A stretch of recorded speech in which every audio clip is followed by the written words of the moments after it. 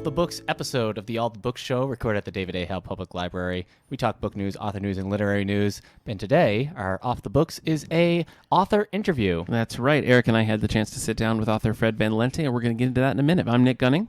I'm Eric Miggles. And today we are talking to novelist and comic book author Fred Van Lente. You're probably familiar with Fred's work if you're a comic book fan. He's had a lot of successful runs, including a long one on Incredible Hercules, Marvel Zombies. He wrote X-Men Noir. He wrote Wolverine First Class, many other things. We're going to focus today on his time writing Spider-Man. So he was well known for his runs across the Marvel Adventures line, where he wrote many Iron Man, Fantastic Four, all sorts of things. The kids-friendly line. The kids-friendly line, that's right. And did a couple of great arcs on the Spider-Man story, as well as writing Web of Spider-Man and a run on Amazing Spider-man, including the arc during the Brand New Stranger. Day. That's right. Big arc where they That's had like many different writers all like switch. I think it was like a weekly comic at the time. Yeah, it was very ridiculous. Regular, big business. So we were very fortunate to sit down with Fred and discuss some of that. So let's dig in.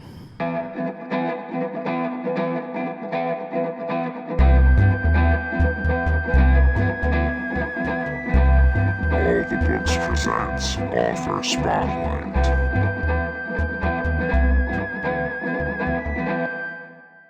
This afternoon, Eric and I are joined by novelist, comic book author Fred Van Lente. We've got a few questions for you, Fred, so thanks so much for taking the time to talk to us today.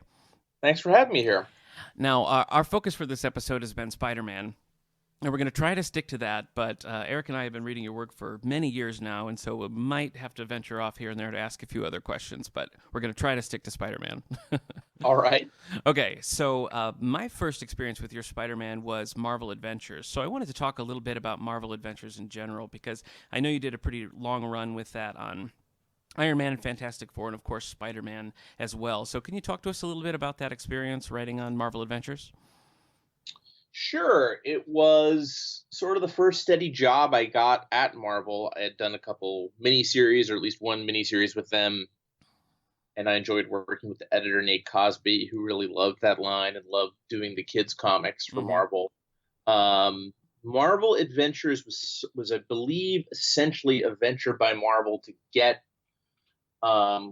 comics into the Walmarts of the world, the big box stores, and outside of the comic shops, and really appeal to younger people who, may not necessarily go into a comic shop or may not be allowed to go into a comic shop by their parents.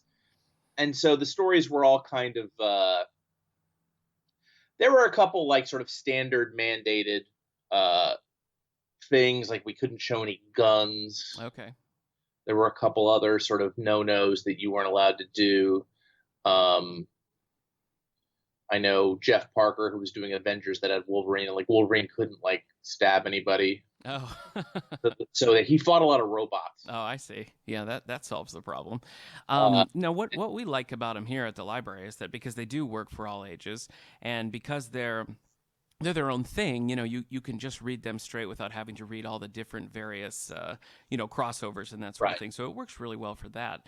That was another mandate, was that they all had to be single. They all had to be single issue stories, and you couldn't continue one. Every story had to be totally self-contained. So you literally could pick up any issue of any Marvel Adventures book, never having heard of Spider-Man or Fantastic Four or whoever, and immediately understand the story and get something out of it. Now, you see, that seems like it would be especially challenging, trying to write stories like that, because I guess that would sort of force you to almost reintroduce the character each time. Yeah, but I mean, that's really how comics were written, before our era. I mean, that's what the editors all assumed in the so-called Silver Age and Golden Age. Yeah, and that's why, Marvel Comics, for example, in the 70s, when I first was reading comics, had those boxes that introduced the concept of the book, and on every splash page, and always ended with Stan Lee presents, Daredevil, Man Without Fear, or whatever. You knew his name was Matt Murdock, and he was blind, and he was a lawyer, and he had heightened senses, other than the one.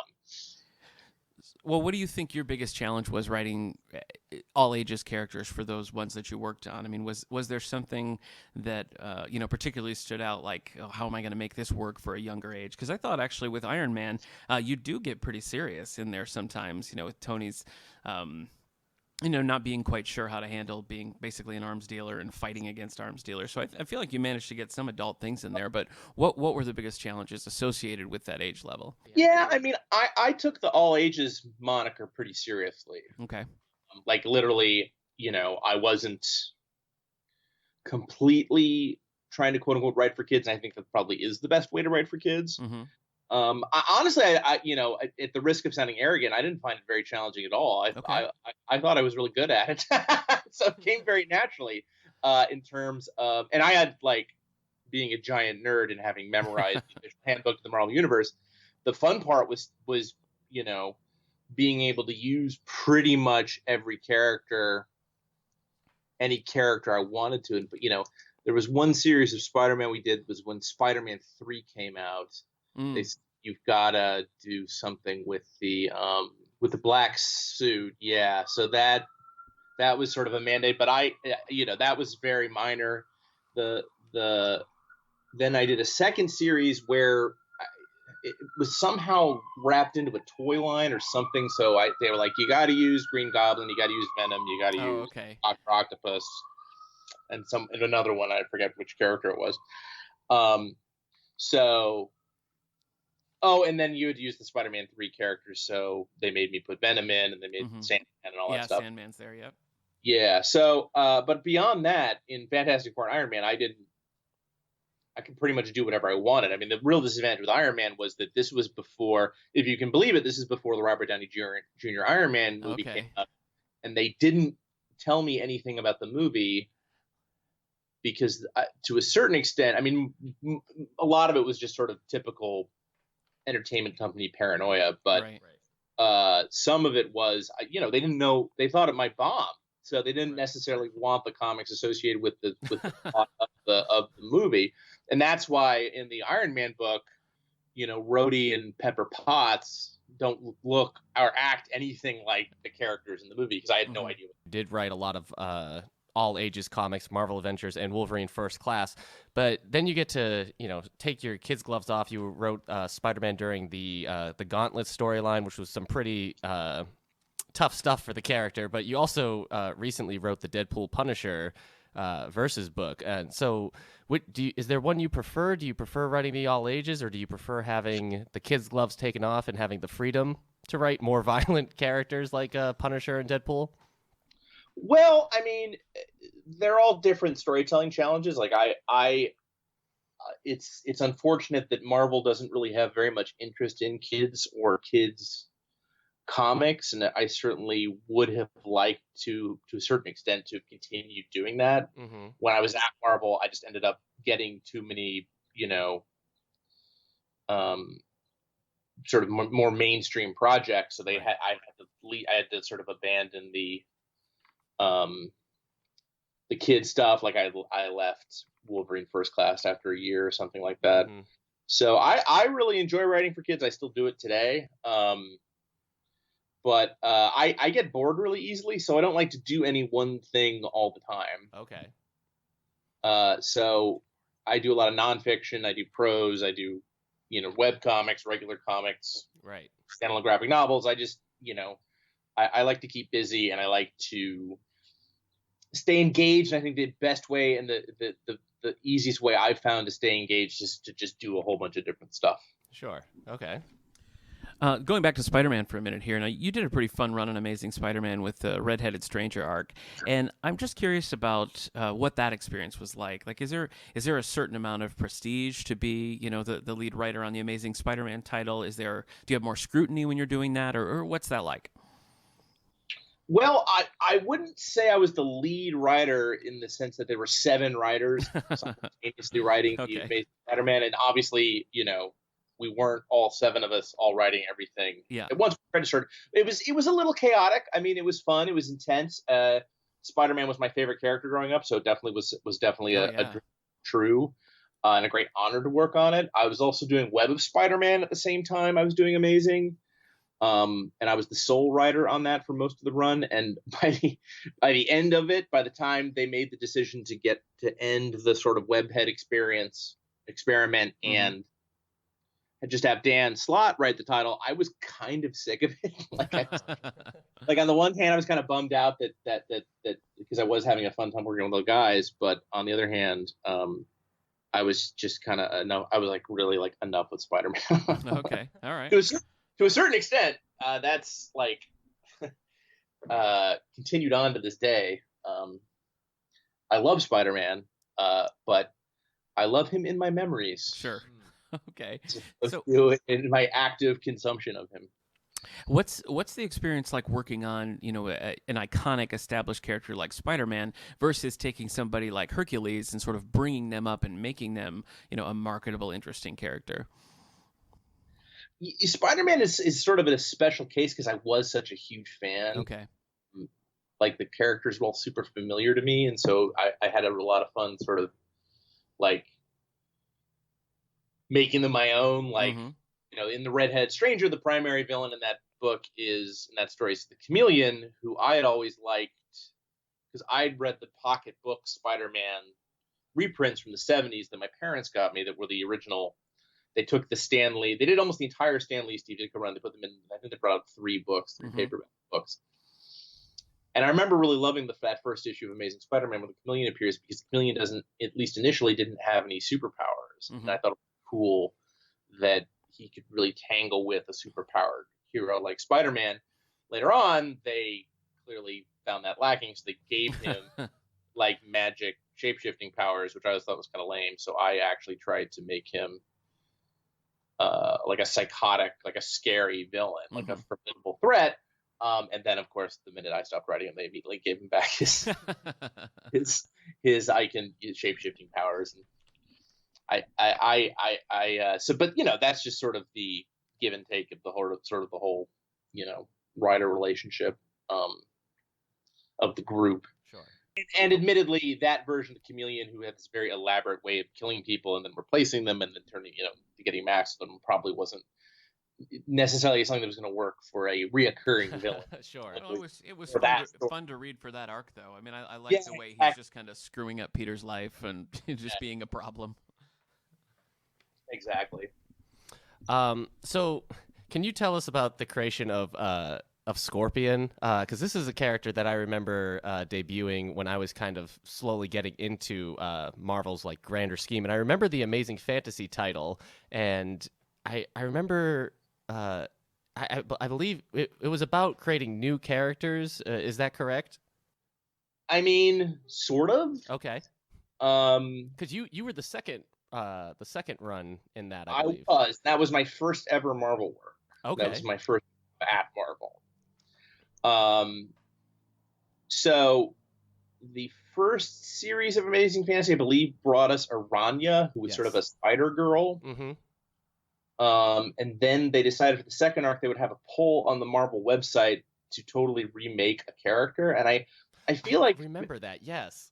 Yeah, I feel like fans didn't entirely understand what they were voting on. Okay. Because bring the howl of nerd rage that erupted as soon as they discovered that the Scorpion Matt Gargan was going to be turned into a teenage female S.H.I.E.L.D. agent. Right. I thought it was a little strange, but I kept my mouth shut because it was a job and it was my first Marvel job and I wanted to work for Marvel really badly. And so I pitched them a story. I was not the only person asked to pitch. The editor had liked some of my independent comics work. Right. And I pitched him this idea that these longtime villains, Silver Samurai and Viper, who like Silver Samurai was always kind of a henchman of the Viper. They got drunk one night and slept together, and the result was Scorpion, who had this kind of poison touch he inherited from the Viper. Right. And I turned it in, and they said, "Thank you very much. We really appreciate this. We like it, but we're going to go with somebody else's pitch." Okay. And I was kind of bummed out, you know, but by the same token, I thought that the editor was being sincere and they liked the pitch and that, you know, maybe I would get the pitch again, you know, who knows? But then then I got a call, like literally, like it was very quickly. It was like a week later, and they were like, "Well, we had to fire the other writer, so we're doing your thing instead. We need a script by Thursday or whatever it was. Okay. Except that you can't use the Viper and you can't use the Silver Samurai." Okay. Which I should point out is one of the advantages of doing Marvel Adventures is that there's no one around to tell you you can't use the Silver Samurai or Viper because A, it's the kids line, nobody cares, and B, they're all its own continuity. You know, the biggest nightmare working for Marvel is casting books with characters that are, you know, being used by another writer or have been changed by another writer or are no longer that person, or they're dead, or they're off the table, or we can't use them because of some arcane legal reason. Grant Morrison is using them. Right. So that's sort of like a very big challenge in creating mainstream big two comics is that unless you are the biggest fish in the tank, and even the big fish have to deal with this quite a bit. Right, sure. And also, like, all the books are all coming out at different rates, and the creative teams are all at different points. So you quite know. Like, a lot of times the editors don't even really know what's allowed and what's not allowed. And it becomes this kind of, like, you know, Middle East peace process level negotiation. Right. So I basically came up with this Monica Rappaccini character, who was the AIM scientist supreme, and I replaced Hydra with AIM, and then that's sort of how. So I kind of did my original idea, but I just had to change. I just had to come up with a new villain that she was the daughter. Yeah, she still has that kind of Viper vibe about her, but now you had the freedom to do what you wanted with it. And ironically, Rappaccini has ended up had some staying power as a character. I've seen it's fun seeing her pop up in various Marvel comics. Scorpion also seemed like she had quite a bit of staying power as well. I remember even just reading she was Peter David used her in his House of M spinoff for the Hulk. Oh, the editors made him do that. Oh. Yeah. Oh God, yeah. You think Peter David woke up one morning and was like, "Hey, I want to use this character no one's ever heard of." No, yeah, they absolutely forced him to do that. Oh, okay. And you know that's because the Hulk and Amazing Fantasy were into the same sort of editorial, and so Mark Paniccia was the editor of both Amazing Fantasy and Hulk. And you know that's largely how Amadeus Cho, who probably is the character who's had the most staying power that was introduced in that run of Amazing Fantasy by Greg, that has had a lot of staying power because Greg just, you know, got to do some big books and forced Amadeus in there. And that's how I ended up working with him on Incredible Hercules, is because I co-created the Scorpion, and the Scorpion was one of the heroes that appeared in the World War Hulk tie-in books. Right. And initially, Incredible Hercules was going to be a team book with all the heroes who had supported the Hulk during World War Hulk, but then they decided, well, we have too many team books. What if we pared it down to just Herc and Show? Right. Well, that leads into another question I have. Can you take us through like working with a writing partner, with Greg Pak on the Hercules titles? Like the first year, it was very literally co-writing. Like I would write half, I give it to him, and he'd write half, and then vice versa. I think for the first arc, he wrote all the Amadeus scenes, and I wrote all the Herc scenes. Okay. And then eventually, it got to the point where we kind of knew we had like when we were both in Philadelphia for a convention. We sat down, we had lunch, and we kind of roughed out what the rest of the series was going to be. Once we had that skeleton, like basically he would write an entire issue and then I would write the next issue and vice versa. And we would pass it back and forth, and you know, each person would contribute to the scripts, but it became much more of well, I'll take 131, I'll take 132. And then it got to the point where we were individually doing, at one point we did double shift and we split up Hercules and Cho, and then I wrote the Cho. Ironically, I wrote the Cho story and he wrote the Hercules story. Okay. Yeah, I really, I know we were talking about Spider-Man, but I really enjoyed the Incredible Hercules title. That was a really fun title for a while, and I was kind of sad to see it to go away. But sure, well, we did what we wanted with it, you know. Right, I mean, sure. they let us do our story for the most part. Right. For the most part. Yeah, I saw that Marvel's actually doing an omnibus of it this month. Great. So it will be in comic stores again, albeit in reprint form. I think that was my first of your work that I read was that Incredible Hercules. But I want to talk about what you're working on right now. So I know you're working on a reboot of Psi-Lords with Valiant Comics, and I have a vague memory of Psi-Lords like from the '90s. Is this like a reimagining of that team, or is it totally different? It is a reimagining of that team, and it's totally different. Okay, yes. So it's both. Yeah. Well, so the first issue's out now, and I read through it, and I really enjoyed it. And it actually reminded me a little bit of, in a good way, of the run you and Greg Pak did on Alpha Flight. The way the characters were sort of coming in. It kind of was a callback to that for me. But can you tell our listeners a little bit about the plot of this book? Sure. Psi-Lords is a science fiction prison break story in which 4 astronauts wake up in this alien prison with no memory of who they are, how they got there. They have strange powers they don't understand, and they've got to figure out a way to break out of this prison, which is literally the size of a planet. And that's basically it. The first issue is doing very well, which is very exciting, and the second issue is coming along shortly this month of July, and we're having a really good time with it. That's great. And I was not really familiar with these characters outside of just like a fuzzy memory. But what I think works so well about that first issue is that, I mean, just like you say, you're kind of dropped into this huge plot, and yet you manage to sort of take it through all of these character introductions in a really natural way. And I think the way the characters themselves are reacting to the situation is very like realistic and kind of funny. So I mean, it hooked me right from the start.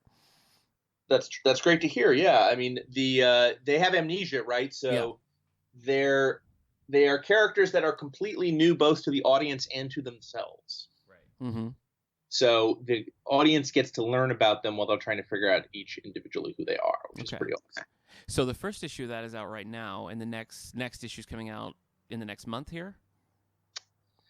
In the next couple weeks, actually. Oh, okay. All right. And it looked like I saw that there was going to be a trade maybe at the end of the year collecting the first batch of issues. Is that right? Would not surprise me. You know more than I do. All right. Okay. But that's certainly likely. Okay. All right. Well, I'm certainly looking forward to that. Like I said, I enjoyed the first issue, and I think it's a cool start for those characters, and it sets up an intriguing and kind of unique arc that I'm looking forward to follow. So thanks for sharing that with us. Thanks for taking the time to talk to us this morning. My pleasure. Hey, that was a great interview. It was. Our thanks again to Fred Van Lente. You can find him online at fredvanlente.com. You can find him on Twitter at Fred Van Lente. And, of course, Psi-Lords Volume 1 is in stores now, and the rest of the series is coming out. I'm excited to read that. It's very good. I really enjoyed issue 1. Yeah. The rest is coming out over the course of the year, and so far there's a pre-pub listing for a trade collecting the first arc towards the end of the year in November, but, of course, that's not official yet. But anyway, thanks again to Fred Van Lente. Hope you enjoyed this episode. If you haven't listened to our episode 202, we do a full spotlight on Spider-Man, focusing on Spider-Man and other media, basically. We did movies, we did cartoon series, as well as our introduction to the character. We talked so much about Spider-Man and all things that we actually have to do a separate episode of just talking about Spider-Man in the comics. So I guess this is part 2 of our Spider-Man Week series of episodes. I don't know how we got through that. But if you enjoyed this interview and you want to listen to some of our full episodes, you can find us at All the Book Show on Spotify, SoundCloud, Twitter. You can find us at David A. Howe Public Library on Facebook, and you can email us at theallthebookshow@gmail.com. We're also on YouTube. Yes, we are. We're all over the place. All right, thanks for tuning in. We'll see you next time.